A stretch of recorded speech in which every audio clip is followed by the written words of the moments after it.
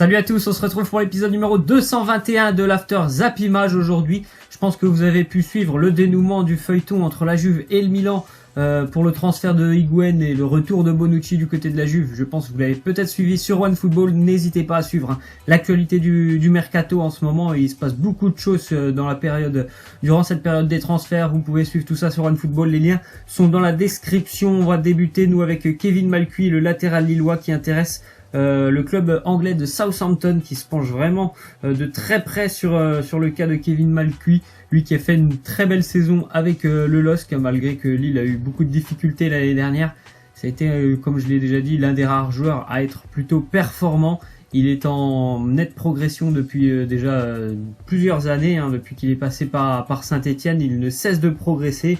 Et voilà, la récompense, c'est qu'un club anglais comme celui de Southampton, qui généralement fait vraiment confiance aux jeunes, eh bien, lui propose quelque chose. Ensuite, on voit que selon France Football, Leicester serait intéressé aussi par un joueur lillois, Nicolas Pepe, dont je vous avais parlé un petit peu plus tôt cette semaine. C'était la Roma qui s'intéressait à lui, un jeune joueur vraiment talentueux, très très rapide, un bon finisseur, un bon buteur.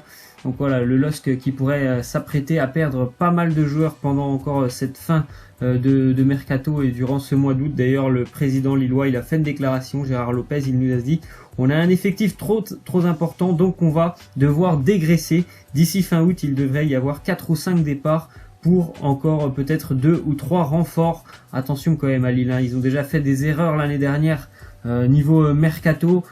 Ils ont déjà perdu quand même quelques joueurs jusqu'à présent, des joueurs qui avaient quand même, je pense, le niveau vraiment pour jouer en Ligue 1 et qui avaient déjà acquis un petit peu d'expérience l'année dernière. Attention à ne pas trop en perdre quand même, parce que il pourrait vite avoir de mauvaises surprises quand même, encore une fois, les Lillois. Ensuite, une déclaration d'Andy Delors, il nous dit « La saison dernière était catastrophique avec Pascal Dupraz, j'avais une super relation, puis d'un coup quelques joueurs l'ont lâché et là c'est un peu parti en vrille, mais pas seulement pour moi, personne n'allait bien. C'était compliqué pour Toulouse l'année dernière, on l'a vu, ils avaient quand même fait un très bon début de saison, et puis après peut-être que c'est ce que vient de dire Andy Delors, il y a des joueurs qui ont lâché un petit peu Pascal Dupraz, et puis ça s'est ressenti sur le terrain, les résultats ne suivaient plus, la fin de saison était très compliquée pour le TFC qui s'est quand même maintenu grâce au match de barrage.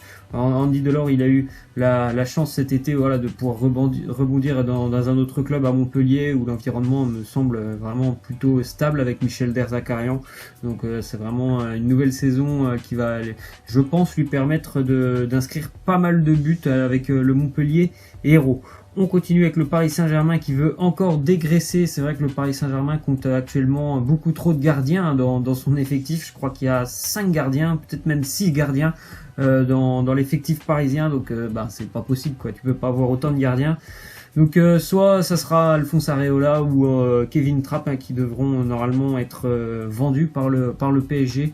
Donc je pense plutôt que ce serait Kevin Trapp. Il me semble que Alphonse Areola a quand même un avantage sur Kevin Trapp. Ensuite, on voit que le club chinois qui est propriétaire d'Axel Witsel pour le moment, il bloque le transfert avec le Borussia Dortmund. Dortmund qui proposait 20 millions d'euros.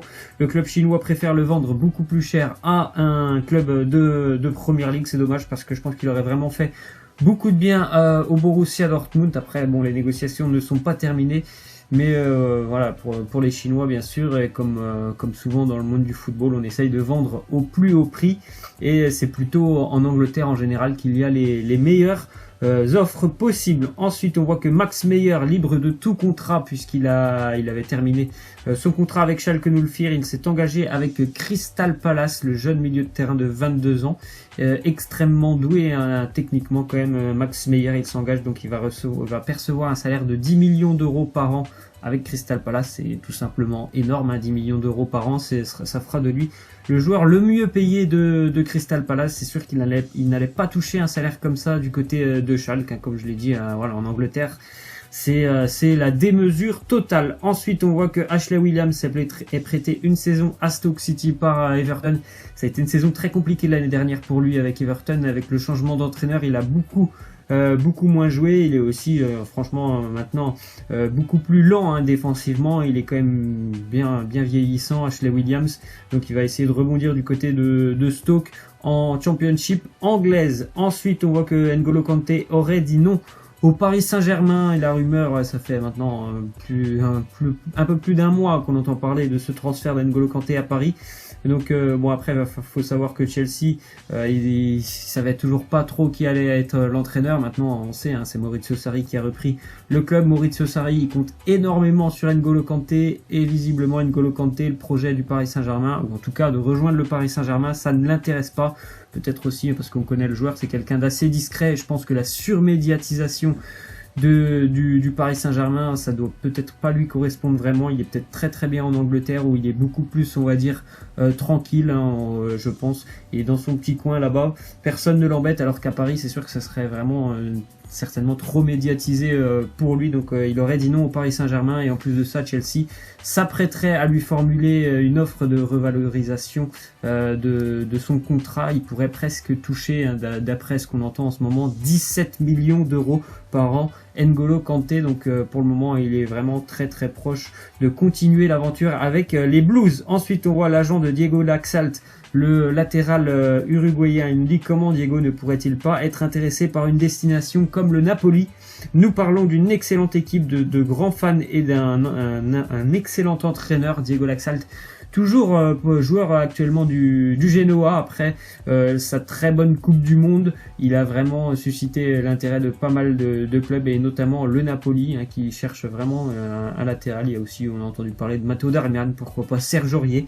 Mais Diego Laxalt, c'est la piste, on va dire, la plus chaude quand même pour le Napoli, qui pourrait le recruter dans les prochains jours. Ensuite, on voit du côté de l'AS Roma la prolongation de contrat d'Alessandro Florenzi jusqu'en 2023, lui qui a passé presque toute sa carrière du côté de la Roma. Je crois qu'il avait fait une saison, il me semble, à Bologne, mais c'était il y a déjà de nombreuses années. Donc pour le milieu, où il peut jouer aussi latéral, il dépanne vraiment souvent. Florenzi, c'est quelqu'un, un soldat sur le terrain. Il lâche rien, c'est vraiment quelqu'un qui est très important pour l'AS Roma. Il a vraiment un très très bon état d'esprit. Il continue l'aventure jusqu'en 2023. Du côté du Barça, on va normalement annoncer aujourd'hui l'arrivée d'un nouveau joueur, Moussa Wagué, international sénégalais. Il est arrivé à Barcelone pour passer sa visite médicale aujourd'hui. On attend donc les résultats de cette visite médicale, et l'officialisation devrait être annoncée dans la journée. Latéral qui évoluait en Belgique avec comme entraîneur Claude Makelele du côté du KS Eupen, un latéral qu'on a pu voir un petit peu pendant la Coupe du Monde avec le Sénégal.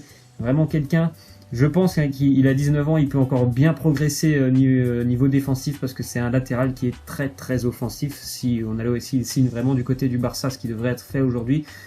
Pour tous les supporters du Barça, si vous allez le voir jouer, vous allez vous dire, est-ce qu'il est vraiment latéral, parce que c'est quelqu'un qui est vraiment très très offensif, mais il est très très doué offensivement, mais je pense qu'il doit encore pas mal progresser quand même défensivement. Ensuite, on voit que malgré son envie de quitter le Real Madrid, Mateo Kovacic aurait déjà refusé une offre de Manchester United, tout simplement parce qu'il n'a pas envie de travailler avec José Mourinho. C'est vrai que José Mourinho, c'est un entraîneur qui, voilà, des fois ça se passe pas très bien donc, avec certains joueurs. Donc Kovacic, il doit le connaître un petit peu quand même, et il sait que il n'a pas envie de travailler avec lui. Et puis en plus de ça, je pense que le style de jeu proposé par Manchester l'année dernière par exemple, ça n'attire pas vraiment le style de joueurs comme Mateo Kovacic. On continue donc avec Newcastle qui a fait signer Yoshinori Muto, attaquant japonais qu'on a un petit peu vu aussi pendant la Coupe du Monde. Il évoluait en Allemagne du côté de Mayence. Il a fait une bonne saison l'année dernière avec Mayence, auteur de 8 buts. Il va certainement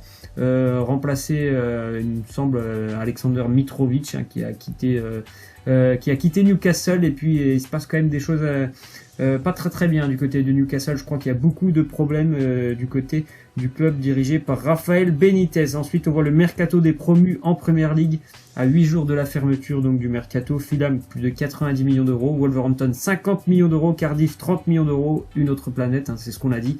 Essayez d'imaginer le mercato par exemple du Nîmes Olympique cette année, et quand vous regardez ce qu'a pu faire Fulham, on voit vraiment que voilà, on n'évolue pas dans la même cour avec le championnat anglais. Ensuite, on voit que la fédération anglaise de football aimerait prolonger Gareth Southgate, le sélectionneur de l'Angleterre jusqu'en 2022. Son contrat il court jusqu'en 2020. On en apprendra certainement plus dans les prochaines semaines puisque le sélectionneur anglais est en vacances actuellement. Ensuite, on voit le nouveau sélectionneur de l'Algérie. Pardon, oui, c'est Jamel Belmadi pour l'Algérie, mais là c'est le sélectionneur de l'Égypte. Ça sera Javier Aguirre.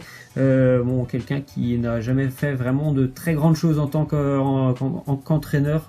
Sa dernière expérience c'était aux Émirats Arabes Unis il y a maintenant 2 ans. On continue donc avec les affiches de la première journée de Liga NOS du Portugal. Ça sera on retrouvera la Liga NOS le 10 août, donc un petit peu les mêmes dates que la Ligue 1. Vous pouvez faire un petit arrêt sur image si vous avez envie de voir où vont jouer par exemple le Sporting, le Benfica ou encore le FC Porto. On va terminer avec la question de fin avec cette arrivée de Gonzalo Higuaín du côté de Milan. J'ai 2 questions pour vous. Est-ce que le Milan est un favori au titre de Serie A? Donc pour moi non, après vous pouvez me répondre, mais pour moi le Milan non, ne sera pas favori, loin de là. Je pense qu'ils auront encore une fois beaucoup de difficultés cette saison, les Milanais. Et puis pour tous ceux qui sont supporters du Milan, est-ce que vous êtes content de voir l'arrivée de Gonzalo Higuaín? Voilà, c'est la fin de cet After Zapima. J'espère que ça vous aura plu. N'hésitez pas à lâcher des likes, à vous abonner.